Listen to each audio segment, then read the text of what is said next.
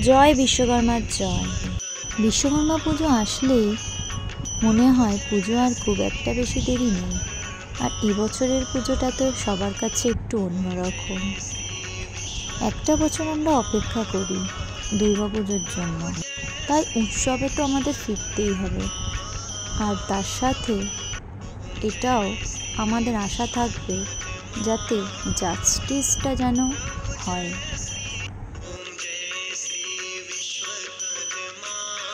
Like, share and subscribe করতে একদমই ভুলবে না।